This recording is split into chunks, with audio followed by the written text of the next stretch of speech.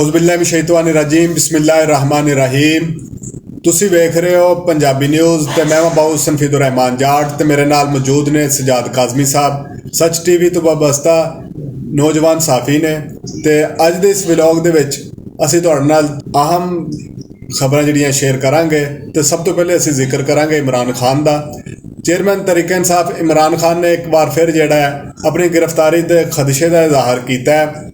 ਅੱਜ ਇਸਲਾਮਾਬਾਦ ਦੇ ਵਿੱਚ ਉਹਨਾਂ ਦੀ ਨੈਬ ਰਾਵਲਪਿੰਡੀ ਦੇ ਵਿੱਚ ਤੇ ਇੰਸਦਾਦ ਦਹਿਸ਼ਤਗਰਦੀ ਦੇ ਅਦਾਲਤ ਦੇ ਵਿੱਚ ਪੇਸ਼ੀ ਹੈ ਤੇ ਉਹਨਾਂ ਨੂੰ ਇਹ ਲੱਗ ਰਿਹਾ ਹੈ ਕਿ ਅੱਜ ਮੈਨੂੰ ਇਸਲਾਮਾਬਾਦ ਦੇ ਵਿੱਚ ਜਿਹੜਾ ਦੁਬਾਰਾ ਜਿਹੜਾ ਗ੍ਰਿਫਤਾਰ ਕਰ ਲਿਆ ਜਾਏਗਾ। ਜੀ ਸਜਾਦ ਸਾਹਿਬ ਇਸ ਹਵਾਲੇ ਨਾਲ ਤੁਸੀਂ ਕੀ ਆਪਣਾ ਕਹਿਣਾ ਚਾਹੋਗੇ? ਦੇਖੋ, ਦੋ ਪੇਸ਼ੀਆਂ ਨੇ ਉਹਨਾਂ ਦੀਆਂ। ਇੱਕ ਹੈ ਜੁਡੀਸ਼ੀਅਲ ਕੰਪਲੈਕਸ ਵਿੱਚ G10 ਜਿਹੜੀ ਵਾਕਿਆ ਹੈ, ਉਸ ਤੋਂ ਪਹਿਲੇ ਤੁਸੀਂ ਵੇਖਿਆ ਹੋਣਾ ਕਿ ਪਹਿਲੇ ਵੀ ਉਹਨਾਂ ਦੀ ਪੇਸ਼ੀ ਇੱਥੇ ਹੋਈ ਸੀ ਤੇ ਇਹਦੇ ਨਾਲ ਹੀ ਉਹਨਾਂ ਨੇ ਸ਼ੈਲਿੰਗ ਸ਼ੁਰੂ ਹੋਈ ਸੀ, ਬੜਾ ਹੰਗਾਮਾ ਹੋਇਆ ਸੀ। ਲੇਕਿਨ ਹੁਣ ਕੱਲ੍ਹ ਅੱਜ ਜਿਹੜੀ ਗ੍ਰਿਫਤਾਰ ਹੋਣੀ ਜਾ ਰਹੀ ਹੈ ਦੁਬਾਰਾ ਸਮਾਤ, ਮੇਰੇ ਖਿਆਲ 'ਚ ਉਹਦੇ ਵਿੱਚ ਇਸ ਤਰ੍ਹਾਂ ਦਾ ਹੰਗਾਮਾ ਮੁਤਵੱਕਾ ਨਹੀਂ, ਲੇਕਿਨ ਗ੍ਰਿਫਤਾਰੀ ਦੇ ਚਾਂਸਸ ਹਨ। ਔਰ ਨੈਬ ਰਾਵਲਪਿੰਡੀ 'ਚ ਵੀ ਅਲ-ਕਾਦਰ ਟਰੱਸਟ ਦੇ ਮੁਤਲਕ ਜਿਹੜਾ ਹੈ ਉਹ ਤਲਬੀ ਹੈ। ਲੇਕਿਨ ਮੈਨੂੰ ਲੱਗਦਾ ਹੈ ਕਿ ਜੁਡੀਸ਼ੀਅਲ ਕੰਪਲੈਕਸ ਦੇ ਮਾਮਲੇ 'ਚ ਹੀ ਜੁਡੀਸ਼ੀਅਲ ਕੰਪਲੈਕਸ ਵਿੱਚ ਹੀ ਗ੍ਰਿਫਤਾਰੀ ਦਾ ਇਮਕਾਨ ਹੈ।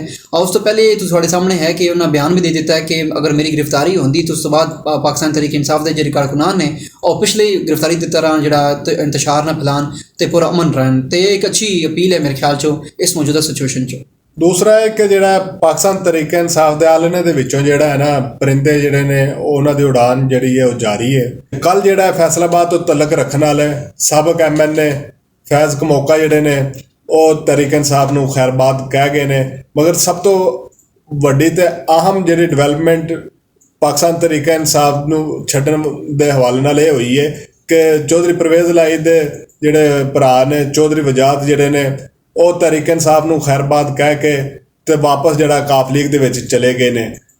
ਇਹ ਤੁਹਾਨੂੰ ਕੀ ਲੱਗ ਰਿਹਾ ਹੈ ਕਿ ਇਹ ਜਿਹੜਾ ਚੌਧਰੀ ਵਜਾਦ ਦਾ ਜਿਹੜਾ ਜਾਣਾ ਹੈ ਇਹ ਪਾਕਿਸਤਾਨ ਤਹਿਰੀਕ ਇਨਸਾਫ ਨੂੰ ਕਿੰਨਾ ਕੁ ਨੁਕਸਾਨਦੇਹ ਸਾਬਤ ਹੋ ਸਕਦਾ ਹੈ? ਸਰ, ਮੇਨ ਜਿਹੜੀ ਸ਼ੈ ਸੀ ਉਹ ਮੈਨੂੰ ਲੱਗਦਾ ਸੀ ਕਿ ਹਮੇਸ਼ਾ ਚੌਧਰੀ ਹੁੰਦੇ ਨੇ ਸਿਆਸਤ ਕਰ ਜਾਂਦੇ ਨੇ, ਮੇਨ ਵਕਤ ਤੇ ਮਫਾਦਾਤ ਦੀ ਸਿਆਸਤ ਨੂੰ ਇਹ ਪ੍ਰੈਫਰ ਕਰਦੇ ਨੇ। ਲੇਕਿਨ ਚੌਧਰੀ ਮੋਨਸ ਇਲਾਹੀ, ਚੌਧਰੀ ਪਰਵੇਜ਼ ਇਲਾਹੀ ਡਟੇ ਨੇ। ਫਿਲਹਾਲ ਤੁਹਾਡੇ ਸਾਹਮਣੇ ਹੈ ਕਿ ਗੁਜ਼ਸ਼ਤਾ ਰੋਜ਼ ਜਿਹੜਾ ਨਾ ਇੰਟਰਵਿਊ ਉਹਨਾਂ ਦਾ ਸਾਹਮਣੇ ਆਇਆ ਹੈ ਚੌਧਰੀ ਪਰਵੇਜ਼ ਇਲਾਹੀ ਦਾ, ਉਹਦੇ ਵਿੱਚ ਉਹ ਕਹਿ ਰਹੇ ਨੇ ਕਿ ਅਸੀਂ ਹਰ ਸੂਰਤ ਵਿੱਚ ਖੜੇ ਰਹਾਂਗੇ ਪਾਕਿਸਤਾਨ ਤਹਿਰੀਕ ਇਨਸਾਫ ਨਾਲ। ਸਾਡੇ ਨਾਲ ਜਿਹੜੇ ਵਾਅਦੇ ਕੀਤੇ ਗਏ ਸਾਨੂੰ ਪੂਰੇ ਕੀਤੇ ਗਏ ਨੇ। ਇਹਦਾ ਮਤਲਬ ਹੈ ਕਿ ਚੌਧਰੀ ਡਟ ਗਏ। ਦਾ ਮਤਲਬ ਹੈ ਕਿ ਵਾਕਈ ਕੋਈ ਪੰਜਾਬ ਦੀ ਸਿਆਸਤ ਉਹਨਾਂ ਨੂੰ ਕੋਈ ਚਾਂਸ ਲੱਗਦੇ ਪਏ ਨੇ ਕਿ ਇਸ ਵਕਤ ਤੱਕ ਉਹ ਪਾਕਿਸਤਾਨ ਤਹਿਰੀਕ ਇਨਸਾਫ ਦਾ ਮਜ਼ੀਦ ਅਰੂ ਜਿਹੜਾ ਆ ਸਕਦਾ ਹੈ।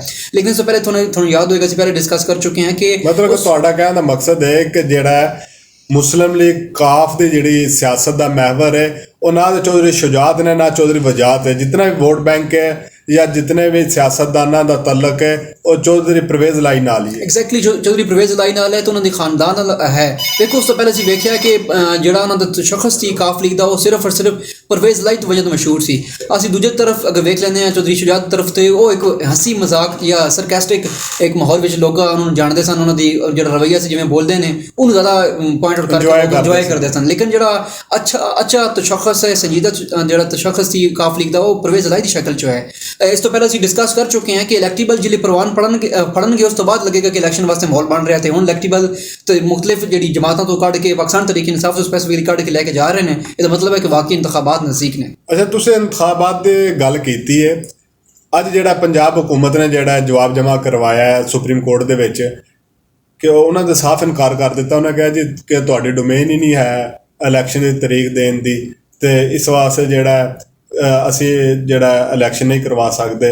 ਇਲੈਕਸ਼ਨ ਕਰਵਾਉਣਾ ਜਿਹੜਾ ਉਹ ਇਲੈਕਸ਼ਨ ਕਮਿਸ਼ਨ ਦਾ ਕੰਮ ਹੈ। ਸਰ ਵੇਖੋ, ਅੱਜ ਨਜ਼ਰਸਾਨੀ ਅਪੀਲ ਤੇ ਦਰਖਾਸਤ ਵੀ ਹੈ। ਇਲੈਕਸ਼ਨ ਕਮਿਸ਼ਨ ਜਿਹੜੀ ਇੰਟਰਾ ਕੋਰਟ ਅਪੀਲ ਦਾਇਰ ਕੀਤੀ ਸੀ 14 ਮਈ ਨੂੰ ਇੰਤਖਾਬਾਤ ਨਹੀਂ ਹੋ ਸਕੇ ਸਨ ਪੰਜਾਬ ਦੇ। ਉਸ ਤੋਂ ਬਾਅਦ ਇਲੈਕਸ਼ਨ ਕਮਿਸ਼ਨ ਨੇ ਦਰਖਾਸਤ ਕੀਤੀ ਸੀ, ਉਹਨੂੰ ਦੀ ਦੁਬਾਰਾ ਅੱਜ ਸਮਾਤ ਹੋਣ ਜਾ ਰਹੀ ਹੈ। ਪਹਿਲੇ ਪਿਛਲੀ ਸਮਾਤ ਵਿੱਚ ਤੁਹਾਨੂੰ ਯਾਦ ਹੋਏਗਾ PDM ਨੇ ਬੜਾ ਇੱਕ ਇੱਥੇ ਇਤਜਾਜ ਕੀਤਾ ਸੀ, ਇੱਕ ਜਲਸਾ ਕੀਤਾ ਸੀ। ਉਸ ਤੋਂ ਬਾਅਦ ਅਫਰੀਕਾ ਨੂੰ ਨੋਟਿਸ ਜਾਰੀ ਕਰਕੇ ਤਕਰੀਬਨ 2 ਘੰਟੇ ਬਾਅਦ ਜਿਹੜੀ ਸਮਾਤ ਖਤਮ ਕਰ ਦਿੱਤੀ ਗਈ ਸੀ। ਲੇਕਿਨ ਅੱਜ ਡਿਟੇਲ ਸਮਾਤ ਜਿਹੜੀ ਮੁਤਵੱਕੇ ਹੈ ਇਸ ਤਨਾਜ਼ਰ 'ਚ ਹੀ ਤੁਹਾਡੇ ਸਾਹਮਣੇ ਹੈ ਕਿ ਉਸ ਜਿਹੜਾ ਚੀਫ ਸੈਕਟਰੀ ਹੈ ਪੰਜਾਬ ਦਾ, ਉਹਨਾਂ ਜਵਾਬ ਜਮ੍ਹਾਂ ਕਰਾਉਣ ਦੇ ਵਿੱਚ ਇਹ ਕਿਹਾ ਸਾਡੇ ਕੋਲ ਫੰਡ ਵੀ ਮੌਜੂਦ ਨਹੀਂ, ਸਾਰੀ ਫੋਰਸ ਜਿਹੜੀ ਬਿਜ਼ੀ ਨੇ ਤੇ 4 ਲੱਖ ਦੇ ਕਰੀਬ ਫੋਰਸਿਸ ਸਾਨੂੰ ਦਰਕਾਰ ਨੇ। ਹਾਲਾਂਕਿ ਜਿਹੜਾ ਜਵਾਬ ਨੇ ਇਲੈਕਸ਼ਨ ਕਮਿਸ਼ਨ ਨੂੰ ਕਿਹਾ ਸੀ ਉਹਦੇ ਵਿੱਚ ਇਹਨਾਂ 2,97,000 ਮੰਗੇ ਸਨ ਤੇ ਹੁਣ ਇਹਨਾਂ ਤਕਰੀਬਨ ਰੇਸ਼ੋ ਵਧਾ ਦਿੱਤੀ ਹੈ। ਨਾਲੇ ਇਹ ਕਹਿੰਦੇ ਨੇ ਕਿ ਫਿਲਹਾਲ 70,000 ਸਾਡੇ ਕੋਲ ਮੌਜੂਦ ਹੈ ਤੇ 70,000 ਤੁਸੀਂ ਇੰਤਖਾਬਾਤ ਕਰਾ ਸਕਦੇ ਹੋ ਤਾਂ ਕਰਾ ਲਓ। ਨਹੀਂ, ਹੁਣ ਤੇ ਜਿਹੜਾ ਪਿਛਲੇ ਵਾਰੀ ਇਹਨਾਂ ਨੇ ਇਹ ਵੀ ਬਹਾਨਾ ਲਾਇਆ ਸੀ ਕਿ ਜਿਹੜੀ ਮਰਦਮਸ਼ੁਮਾਰੀ ਦੇ ਮਾਮਲੇ ਦੇ ਉੱਤੇ ਜਿਹੜੀ ਹੈ ਫੋਰਸਿਸ ਜਿਹੜੀ ਹੈ ਉਹ ਉਹਦੇ ਉੱਤੇ ਮਰਦਮਸ਼ੁਮਾਰੀ ਦੀ ਡਿਊਟੀ ਦੇ ਰਹੀ ਹੈ। ਹੁਣ ਤੇ ਮਰਦਮਸ਼ੁਮਾਰੀ ਖਤਮ ਹੋ ਮੁਕੰਮਲ ਹੋ ਚੁੱਕੀ ਗਈ ਹੁਣ ਹੈ। ਮਰਦਮਸ਼ੁਮਾਰੀ ਖਤਮ ਹੋ ਚੁੱਕੀ ਹੈ। ਜਿਹੜਾ ਬਲਾਕਸ ਵਾਸਤੇ ਮਜ਼ੀਦ ਜਿਹੜੇ ਬਲਾਕ ਮਿਸਿੰਗ ਨੇ ਉਹ ਅਪਰ ਦੀਰ ਨੇ, ਲੋਅਰ ਕੋਹਿਸਤਾਨ ਵਾਲੀ ਸਾਈਡ ਤੇ ਨੇ, ਉਹ ਤਾਂ KPK ਦੀ ਡੋਮੇਨ ਚ ਆਉਂਦਾ ਨਾ, ਉਹ KPB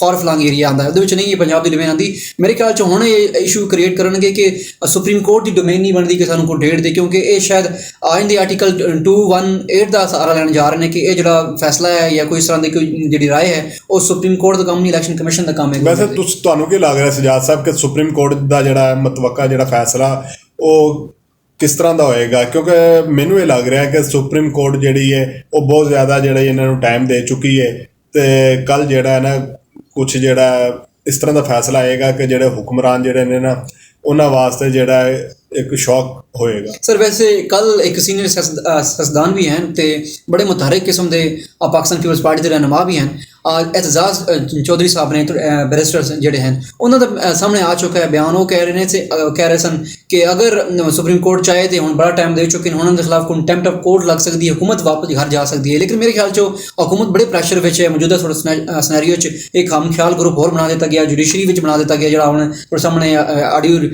ਰਿਕਾਰਡਿੰਗ ਦੇ ਮੁਤਲਕ ਵੀ ਜਿਹੜੀ ਤਹਿਕੀਕਾਤ ਕਰ ਰਿਹਾ ਹੈ। ਇਹਦਾ ਮਤਲਬ ਹੈ ਕਿ ਹੁਣ ਸੁਪਰੀਮ ਕੋਰਟ ਬੜੇ ਪ੍ਰੈਸ਼ਰ 'ਚ ਹੈ, ਲੇਕਿਨ ਬੜਾ ਵੇਖ ਕੇ ਤਸੀਨ ਕਰਨਾ ਪਏਗਾ। ਮੇਰੇ ਖਿਆਲ 'ਚ ਕੋਰਟ ਡੇਟ ਦਿੱਤੀ ਜਾ ਸਕਦੀ ਹੈ, ਹੋ ਸਕਦਾ 1 ਮਹੀਨੇ ਦੇ ਗੈਪ ਤੋਂ ਦਿੱਤੀ ਜਾਏ ਕਿ ਤੁਸੀਂ ਪੰਜਾਬ ਦੇ ਇੰਤਖਾਬਾਤ ਕਰਾਓ, ਲੇਕਿਨ ਇੰਤਖਾਬਾਤ ਹੁਣ ਬਗਲ ਜਿਹੜਾ ਵੱਜ ਚੁੱਕਾ ਹੈ। ਹੁਣ ਮੈਨੂੰ ਲੱਗਦਾ ਹੈ ਕਿ ਪੂਰੇ ਮੁਲਕ ਦੇ ਇੰਤਖਾਬਾਤ ਹੀ ਚੱਲਣੇ। ਅੱਛਾ, ਦੂਸਰਾ ਤੁਸੀਂ ਹੁਣ ਗੱਲ ਕੀਤੀ ਹੈ ਕਿ ਜੁਡੀਸ਼ਰੀ ਦੀ ਕਿ ਹੁਕਮਰਾਨ ਜਿਹੜੇ ਨੇ ਕਿ ਉਹ ਅਦਲੀਆ ਨੂੰ ਤਕਸੀਮ ਕਰਨ ਦੇ ਉੱਤੇ ਲੱਗੇ ਨੇ। ਉਹਨਾਂ ਨੇ ਪਹਿਲੇ ਵੀ ਕਾਫੀ ਦਫਾ ਜਿਹੜੀ ਕੋਸ਼ਿਸ਼ ਕੀਤੀ ਹੈ ਕਿ ਆਲਾ ਅਦਲੀਆ ਦੇ ਜਿਹੜੇ ਜੱਜ ਨੇ ਉਹਨਾਂ ਨੂੰ ਆਪਸ 'ਚ ਤਕਸੀਮ ਕੀਤਾ ਜਾਵੇ, ਤੇ ਹੁਣ ਜਿਹੜਾ ਉਹਨਾਂ ਨੇ ਇੱਕ ਆਖਰੀ ਪਤਾ ਸੀ ਉਹ ਜਿਹੜਾ ਜਸਟਿਸ ਕਾਜ਼ੀ ਫਾਇਜ਼ ਈਸਾ ਦੀ ਸ਼ਕਲ ਦੇ ਵਿੱਚ ਦੁਬਾਰਾ ਉਹਨਾਂ ਨੇ ਖੇਲ ਦਿੱਤਾ ਹੈ ਕਿ ਜਿਹੜਾ ਆਡੀਓ ਵੀਡੀਓਜ਼ ਜਿਹੜੀ ਲੀਕ ਹੋਈਆਂ ਸੀ ਉਹਨਾਂ ਦੀ ਤਹਿਕੀਕਾਤ ਵਾਸਤੇ ਜਿਹੜਾ ਕਮਿਸ਼ਨ ਬਣਾਇਆ ਹੈ। ਦੇਖੋ ਸਰ, ਕਮਿਸ਼ਨ ਜਿਹੜਾ ਪਹਿਲਾ ਇਜਲਾਸ ਸੀ ਉਹਦੇ ਵਿੱਚ ਉਹ ਕਹਿ ਚੁੱਕੇ ਨੇ ਪਹਿਲੀ ਕਿ ਅਸੀਂ ਜੱਜਸ ਦੇ ਉੱਤੇ ਕੋਈ ਕੰਪਰੋਮਾਈਜ਼ ਨਹੀਂ ਕਰਾਂਗੇ, ਜੱਜਸ ਦੀ ਸਾਡੀ ਡੋਮੇਨ ਨਹੀਂ ਬਣਦੀ, ਲੇਕਿਨ ਅਸੀਂ ਵੇਖਾਂਗੇ ਕਿ ਉਹਨਾਂ ਦੀ ਫੈਮਿਲੀ ਵਿੱਚ ਕੀ ਹੋ ਰਿਹਾ, ਮਤਲਬ ਫੈਮਿਲੀ ਉਹਨਾਂ ਆਡੀਓ ਆਈ ਸਾਹਮਣੇ ਆਈ ਜਾਂ ਨਹੀਂ ਆਈ।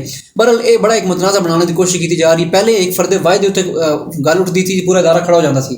ਹੁਣ ਨਾ ਇੱਕ ਹੋਰ ਕਿਸਮ ਦੀ ਸਿਆਸਤ ਕੀਤੀ ਜਿਹੜੀ ਤਫਰੀਕ ਹੈ, ਡਿਵਾਈਡ ਐਂਡ ਰੂਲ ਵਾਲੀ ਸਿਆਸਤ ਕਰ ਰਹੇ ਨੇ। ਬੜੀ ਖਤਰਨਾਕ ਸਿਆਸਤ ਵੇਖ ਪੂਰਾ ਅਦਾਰਾ ਮੁਤਨਾਜ਼ਾ ਬਣਾਉਣ ਦੀ ਕੋਸ਼ਿਸ਼ ਕੀਤੀ ਜਾ ਰਹੀ ਕਿ ਨਵਾਂ ਇੱਕ ਬੈਂਚ ਜਿਹੜਾ ਹੈ ਮੈਜੋਰਟੀ ਵਾਸਤੇ ਉਹ ਖੜਾ ਕਰ ਦਿੱਤਾ ਗਿਆ। ਲੇਕਿਨ ਮੈਨੂੰ ਲੱਗਦਾ ਹੈ ਕਿ ਚੀਫ ਜਸਟਿਸ ਸਾਹਿਬ ਇਸ ਨੂੰ ਬੜਾ ਕਾਬਿਲ ਫਹਿਮ ਤਰੀਕੇ ਨਾਲ ਉਹਦੇ ਉੱਤੇ ਇੱਕ ਤਰੀਕੇ ਇਨਸਾਫ ਦੀ ਵੀ ਦਰਖਾਸਤ ਸੁਪਰੀਮ ਕੋਰਟ 'ਚ ਗਈ ਹੈ ਕਿ ਜਿਹਦੇ ਵਿੱਚ ਉਹਨਾਂ ਨੇ ਮੌਕਫ ਅਖਤਿਆਰ ਕੀਤਾ ਹੈ ਕਿ ਕਮਿਸ਼ਨ ਦਾ ਜਿਹੜਾ ਸਰਬਰਾਹ ਹੈ ਉਹ ਚੀਫ ਜਸਟਿਸ ਦੀ ਇਜਾਜ਼ਤ ਤੋਂ ਬਗੈਰ ਜਿਹੜਾ ਨਹੀਂ ਬਣ ਸਕਦਾ। ਵੇਖੋ ਜਿਹੜੀ ਨਾ ਪਾਕਿਸਤਾਨ ਤਰੀਕ ਇਨਸਾਫ ਨੇ ਇਸਦਾ ਕੀਤੀ ਹੈ, ਪ੍ਰੇਅਰ ਕੀਤੀ ਹੈ, ਉਹਦੇ ਵਿੱਚ ਇਹਨੇ ਇਹ ਕਿਹਾ ਕਿ ਉਮਰ ਅਤਾ ਬੰਦਿਆਲ ਖੁਦ ਸੁਜੈਸਟ ਕਰਨ ਕਿ ਕੌਣ ਉਸ ਬੈਂਚ ਦਾ ਹਿੱਸਾ ਹੋਏਗਾ, ਕਿਤਨਾ ਰੁਕਨੀ ਬੈਂਚ ਹੋਏਗਾ, ਜਿਵੇਂ ਸੂ ਮੋਟੋ ਦੇ ਇਖਤਿਆਰਾਂ ਦੇ ਮੁਤਲਕ ਸੀ। ਲੇਕਿਨ ਇਹਦੇ ਵਿੱਚ ਕਈ ਐਸੇ ਸੀਨੀਅਰ ਲਾਇਰ ਨੇ ਉਹ ਕਹਿੰਦੇ ਨੇ ਕਿ ਇਸ ਮੁਤਲਕ ਵਫਾਕੀ ਹੁਕੂਮਤ ਕੋਲ ਲਾ ਮਿਨਿਸਟਰੀ ਕੋਲੇ ਲਾ ਮਹਦੂਦ ਲਾ ਮੁਤਨਾਈ ਜਿਹੜੇ ਹਨ ਇਖਤਿਆਰਾਤ ਮੌਜੂਦ ਨੇ, ਉਹ ਬਣਾ ਸਕਦੇ ਨੇ ਬੈਂਚ।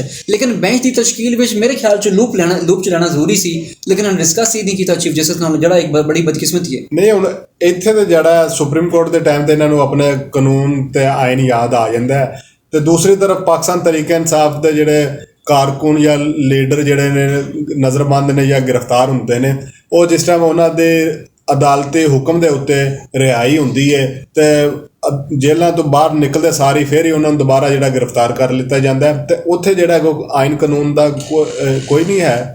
ਸਰ ਵੇਖੋ, ਮੇਨਟੇਨੈਂਸ ਆਫ ਪਬਲਿਕ ਆਰਡਰ ਜਿਹੜਾ ਹੈ ਮੇਰੇ ਖਿਆਲ ਵਿੱਚ ਇਹ ਸਿਰਫ ਔਰ ਸਿਰਫ ਵਫਾਦਾਰੀਆਂ ਤਬਦੀਲ ਕਰਾਉਣ ਦਾ ਕਾਨੂੰਨ ਹੈ। ਇਹਨੂੰ ਇੰਝ ਕਹਿ ਦਿਓ ਕਿ ਚੇਂਜਿੰਗ ਆਫ ਲਾਇਲਟੀ ਐਕਟ ਕਹਿ ਦਿਓ ਤਾਂ ਮੇਰੇ ਖਿਆਲ 'ਚ ਬਿਹਤਰੀਨ ਰਹੇਗਾ। ਇਹ ਜਿਹੜਾ MPO ਹੈ ਮੇਰੇ ਖਿਆਲ 'ਚ ਸਿਰਫ ਔਰ ਸਿਰਫ ਨਾਮ ਵਾਸਤੇ ਹੈ। ਵੇਖੋ ਹੁਣ ਤੁਹਾਡੇ ਸਾਹਮਣੇ ਹੈ ਸ਼੍ਰੀ ਮਜ਼ਾਰੀ ਚੌਥੀ ਮਰਤਬਾ ਮੁਸਲਸਲ ਗ੍ਰਿਫਤਾਰ, ਇੱਕ ਮਤਲਬ ਰਿਹਾ ਹੁੰਦੀ ਘਰੋਂ ਮਤਲਬ ਨਿਕਲਦੀ ਨਹੀਂ ਬਾਹਰ, ਜੇਲ੍ਹ ਤੋਂ ਗ੍ਰਿਫਤਾਰ ਹੋ ਜਾਂਦੀ। ਯਾਰ ਇਸ ਤਰ੍ਹਾਂ ਵੀ ਕੁਝ ਹੋ ਸਕਦਾ ਹੈ? ਇੱਕ ਕੇਸ ਨਹੀਂ ਕਈ ਕੇਸ ਉਹਦੇ ਉੱਤੇ ਬਣੇ ਨੇ, ਇੱਕ ਸਾਰੇ ਕੇਸ 'ਚੋਂ ਉਹਨਾਂ ਦੀ ਰਿਹਾਈ ਹੁੰਦੀ ਤੇ ਬਾਹਰ ਨਿਕਲਦੀ ਕੋਈ ਹੋਰ ਕੇਸ ਪਾ ਕੇ ਹੋ ਜਾਂਦੇ ਨੇ ਅੰਦਰ। ਚਲੋ ਜੇ ਮੁਸ਼ਕਿਲ ਵਕਤ ਦੇ ਤਰੀਕੇ ਇਨਸਾਫ ਦੇ ਉੱਤੇ ਤੇ ਟਾਈਮ ਤਾਂ ਗੁਜ਼ਰ ਹੀ ਜਾਣਾ ਹੈ, ਤੇ ਇਸ ਦੇ ਨਾਲ ਹੀ ਹੁਣ ਜਿਹੜਾ ਹਕੂਮਤ ਨੇ ਇੱਕ ਨਵਾਂ ਜਿਹੜਾ ਕੰਮ ਸ਼ੁਰੂ ਕੀਤਾ ਹੈ ਕਿ ਪਹਿਲੇ ਤੇ ਉਹ ਕੋਸ਼ਿਸ਼ ਲੱਗੇ ਰਹੇ ਕਿ ਪਾਕਿਸਤਾਨ ਦੇ ਵਿੱਚ ਜਿਹੜਾ ਹਕੂਮਤ ਮੁਖਾਲਫ ਜਿਹੜਾ ਆਜ਼ਾਦੀ ਇਜ਼ਹਾਰ ਦਾ ਜਿਹੜਾ ਕਰਦਾ ਸੀ ਕੋਈ ਵੀ ਕਾਰਕੁਨ ਜਾਂ ਸਿਆਸੀ ਕਾਰਕੁਨ, ਉਹਨਾਂ ਨੂੰ ਗ੍ਰਿਫਤਾਰ ਕਰ ਲੈਂਦੇ ਸੀ। ਹੁਣ ਜਿਹੜਾ ਪਹਿਲਾ ਜਿਹੜਾ ਪਰਚਾ ਕੱਢ ਗਿਆ ਪਿਸ਼ਾਵਰ ਦੇ ਵਿੱਚ ਓਵਰਸੀਜ਼ ਪਾਕਿਸਤਾਨੀ ਦੇ ਉੱਤੇ ਕਿ ਉਹਨਾਂ ਦਾ ਤਾਲੁਕ ਪਿਸ਼ਾਵਰ ਤੋਂ ਹੈ ਤੇ ਸੈਯਦ ਵਲੀ ਦਾ ਨਾਮ ਹੈ ਉਹਨਾਂ ਦਾ, ਕਿ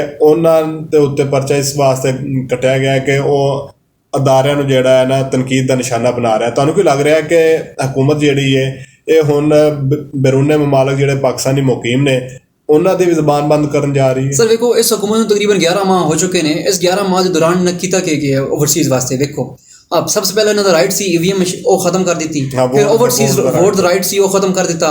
ਉਹਨਾਂ ਰੈਮਿਟੈਂਸ ਰੋਕੀਆਂ, ਰੈਮਿਟੈਂਸ ਇੱਕ ਮਹੀਨੇ ਨਹੀਂ ਰੁਕੀ, ਕਈ ਮਹੀਨੇ ਰੁਕੀ ਰਹੀ। ਮੁਲਕ ਨੂੰ ਨੁਕਸਾਨ ਹੋਇਆ, ਇਕਨੋਮੀ ਨੂੰ ਨੁਕਸਾਨ, ਅਸੀਂ ਸਫਰ ਕੀਤਾ ਟੈਕਸ ਦੀ ਮਦ ਵਿੱਚ।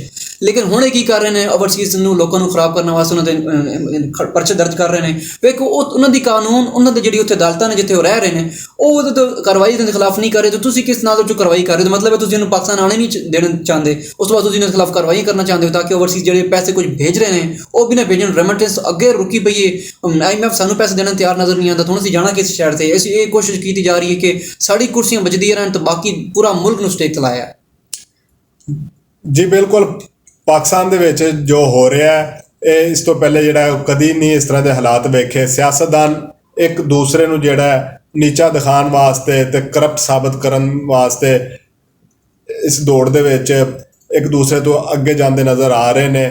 ਇੱਕ ਤਰਫ ਜਿਹੜਾ ਅਦਲੀਆ ਨੂੰ ਤਕਸੀਮ ਕੀਤਾ ਜਾ ਰਿਹਾ ਤੇ ਦੂਸਰੀ ਤਰਫ ਜਿਹੜੇ ਨੇ ਮੁਲਕ ਦੇ ਮਾਸ਼ੀ ਹਾਲਾਤ ਜਿਹੜੇ ਨੇ ਰੋਜ਼ ਬਰੋਜ਼ ਖਰਾਬ ਹੁੰਦੇ ਜਾ ਰਹੇ ਨੇ। ਸਿਆਸੀ ਗ੍ਰਿਫਤਾਰੀਆਂ ਜਿਹੜੀਆਂ ਹੋ ਰਹੀਆਂ ਨੇ ਤੇ ਹੁਕਮਰਾਨ ਆਵਾਮ ਦੇ ਜਜ਼ਬਾਤ ਨਾਲ ਖੇਲਣ ਵਾਸਤੇ ਤੇ ਕਾਇਦੇ ਆਜ਼ਮ ਦਾ ਨਾਮ ਇਸਤੇਮਾਲ ਕਰਦੇ ਨੇ, ਮਗਰ ਉਹਨਾਂ ਦੀ ਤਾਲੀਮਾਤ ਤੇ ਅਮਲ ਕਰਨ ਤੋਂ ਜਿਹੜਾ ਉਹ ਸੈਂਕੜੋਂ ਮੀਲੋਂ ਜਿਹੜੇ ਦੂਰ ਨੇ।